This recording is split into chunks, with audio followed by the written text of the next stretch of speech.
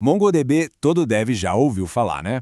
A gente escuta por aí que ele é potente, flexível, mas a grande questão é, será que ele é a bala de prata para todo o projeto? Hoje a gente vai mergulhar fundo nisso, sem enrolação. Vamos botar na balança os prós e os contras para entender de vez quando o MongoDB é a solução e quando ele pode ser uma bela dor de cabeça. Beleza, mas antes de tudo, o que é esse tal de MongoDB? Pensa assim, é um banco de dados NoSQL, open source, sabe aqueles bancos de dados tradicionais super rígidos com tabelas, linhas, colunas, tudo certinho? Esquece. O MongoDB é diferente. Ele trabalha com documentos que parecem muito com JSON, sabe? É tudo mais solto, mais flexível. E é justamente aí, nessa flexibilidade, que mora tanto o superpoder quanto a criptonita dele. Então vamos começar pelo lado bom da força. Por que o MongoDB ficou tão famoso, afinal? O que faz ele brilhar? No fundo, a gente pode resumir em duas coisas: potência e, claro, flexibilidade. Primeiro de tudo, escalabilidade. O MongoDB já nasceu pensando em crescer. Ele usa um negócio chamado escalabilidade horizontal. O que é isso? Em vez de você ter que comprar um supercomputador caríssimo, um servidorzão gigante, não. Conforme a coisa vai bombando, você simplesmente vai adicionando mais máquinas, mais servidores mais baratos e ele distribui os dados entre eles. Pensa numa rede social que vira febre do dia para a noite. Com o MongoDB, é só ir plugando mais máquinas na rede, sem drama, sem perder performance. É genial para isso.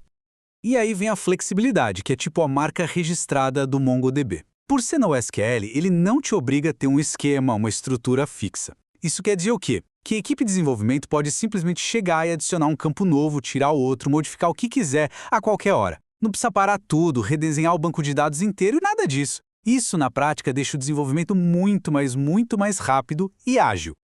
Outro ponto, velocidade. O MongoDB é conhecido por ser um foguete para ler e gravar dados. Isso acontece por causa de um sistema de indexação bem esperto que ele tem. Para que isso é bom? Pense em aplicações que precisam de resposta na hora, tipo, em tempo real mesmo.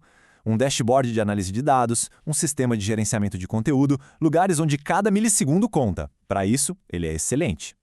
E olha, ele também é considerado fácil de usar, o que já ajuda. Mas o que para mim é o pulo do gato é a comunidade. Ela é gigantesca e muito ativa. Sabe o que isso significa? Que qualquer perrengue que apareça, pode apostar que alguém no mundo já passou pelo mesmo e deixou a solução lá, num tutorial, num fórum, na documentação. Essa rede de apoio da comunidade é algo que não tem preço. Para fechar as vantagens, a compatibilidade. O MongoDB ele conversa bem com todo mundo.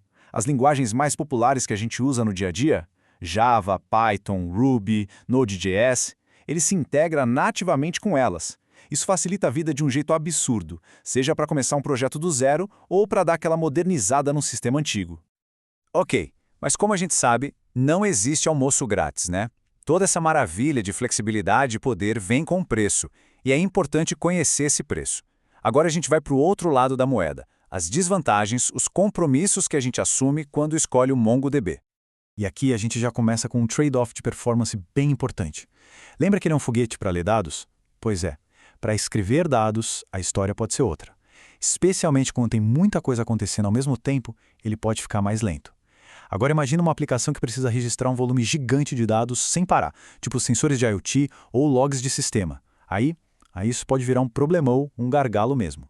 Agora um ponto super crítico, falta de transações, pelo menos do jeito tradicional. Pensa numa transferência bancária, o exemplo clássico. O dinheiro tem que sair da conta A e entrar na conta B. As duas operações têm que funcionar juntas, ou então nenhuma delas pode acontecer. É o famoso ou tudo ou nada. Isso é uma transação ACID. O MongoDB, por natureza, não foi feito para garantir isso de forma simples entre vários documentos diferentes. E isso torna uma escolha bem arriscada para sistemas financeiros, e-commerce, qualquer lugar onde a integridade dos dados tem que ser 100% garantida.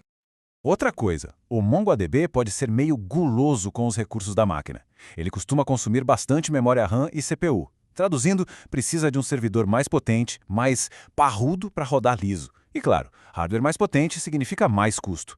Para um projeto com orçamento contado ou com uma infraestrutura mais modesta, isso pode ser um impeditivo real. E aqui tem uma pegadinha, um paradoxo interessante. Fazer o básico no MongoDB é moleza, super fácil de começar. Agora, quando precisa de coisas mais avançadas, tipo otimizar a modelagem dos dados de verdade ou criar aquelas consultas de agregação super complexas, aí a curva de aprendizado fica bem íngreme. Principalmente para quem veio a vida toda do mundo dos bancos relacionais, o choque pode ser grande. E chegamos no ponto em que a maior virtude do MongoDB vira seu maior defeito. Lembra daquela flexibilidade toda de não ter um esquema rígido? Pois é. Isso é ótimo para agilidade, mas também é uma porta aberta para bagunça.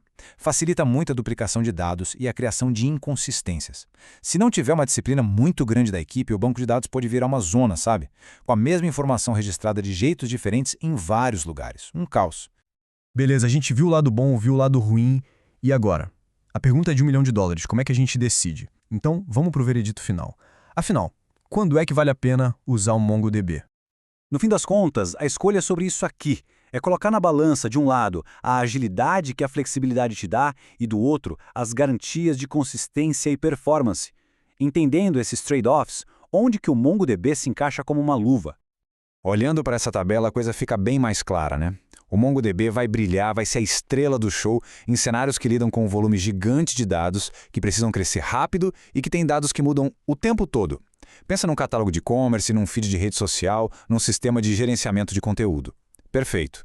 Agora, se o projeto precisa de transações 100% garantidas, se o orçamento para servidor é apertado ou se a integridade dos dados é a coisa mais importante do mundo, tipo um sistema bancário, aí, sinceramente, é melhor olhar para outras opções no mercado.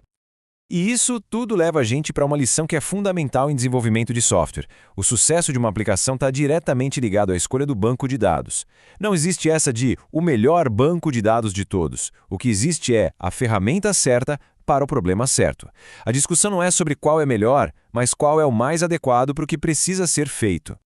Então, para fechar, fica aqui a provocação para o próximo projeto. Antes de sair escolhendo a tecnologia, responda a uma pergunta fundamental. Qual é a prioridade número 1? É ter flexibilidade para mudar e crescer sem amarras, ou é ter a consistência e integridade absoluta dos dados? A resposta para essa pergunta, no fundo, já vai te apontar o caminho certo a seguir. Bom, espero que esta análise tenha ajudado a clarear as coisas. Até a próxima!